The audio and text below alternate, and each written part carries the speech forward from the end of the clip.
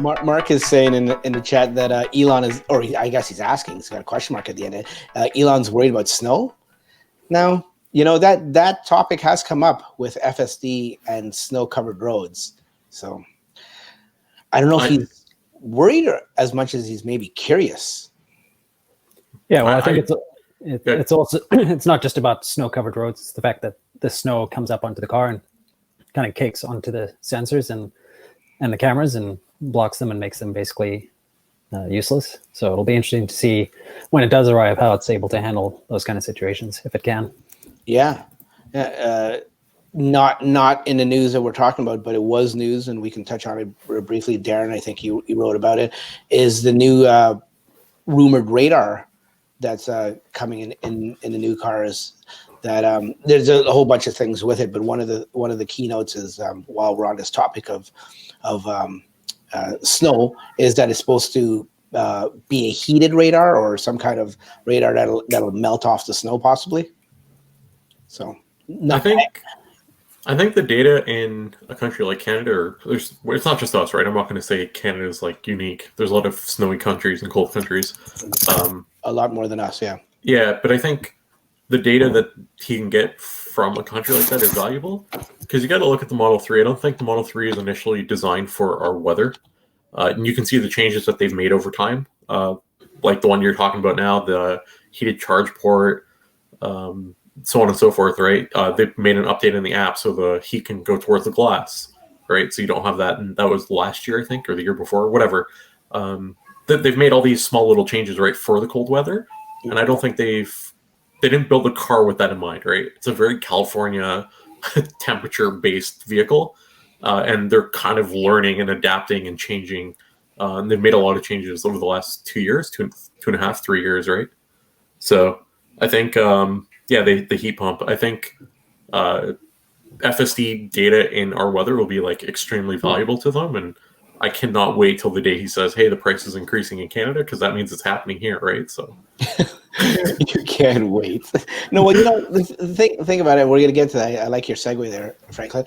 But the thing about it is, we will get it. And there are all these little things that are coming down the pipe that are changes. And anything you see that might have been wrong with the 3 or the early 3s, we saw a revision or we see an improvement with the Ys. So they've acknowledged it. And you know what? It's funny.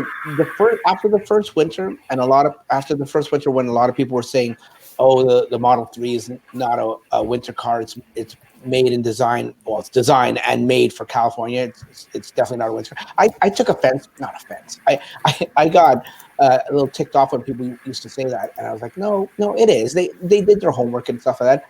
But then the second winter hit, and now we're going into the third winter, and I can see where a lot of those people are coming from with those comments. I mean, I don't know if I,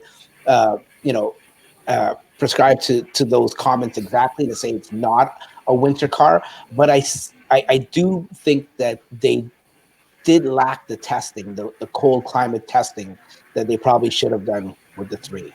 they did it on the Y, most definitely. Martin actually brought it up. The first Y I saw was a super early VIN that they had driving around in Toronto. Yeah. And they had it in the middle of winter here, testing out everything. The panel gaps were bad. I can fit my whole hand inside, but it was a test vehicle, right? So and like I said, they've done improvements, right? So I'm not saying it's not a great winter car. Like, I think it's fantastic. I preheat my car and everything melts away, and mine's the only clear car I come out to right in the middle of winter. It's amazing. But you can see the improvements that they've made, right? That they didn't originally plan for. So yeah, because you preheat your car properly, not like some video we both saw last night. Anyways, how do we were talking about FSD, and how do we get off onto this rabbit hole of winter driving? Because we're talking about FSD in the winter, right? True. That's how we got it. Yeah, yes. And I mean, I think the data will be good, right? I want to see if the car will drift around snowbanks and all jokes aside, they have to make it so it starts slowing down sooner because of like ice and all that kind of stuff. Yeah. Where right now it's kind of abrupt. Yeah, true. Now, could they just program that into the code dependent on temperature? Like, Well, think about it. Or the wheel slippage, maybe? Or is that too late then? I mean, if it's snowing, they have detection because the windshield wipers are going. True. And then they also have temperature, so they can determine the temperature as well as that. And I'm sure they can store data like, oh, it snowed in the last hour, it snowed yesterday. Let's turn on this safety feature, right? Where it's automatically activated. I don't know. Yeah.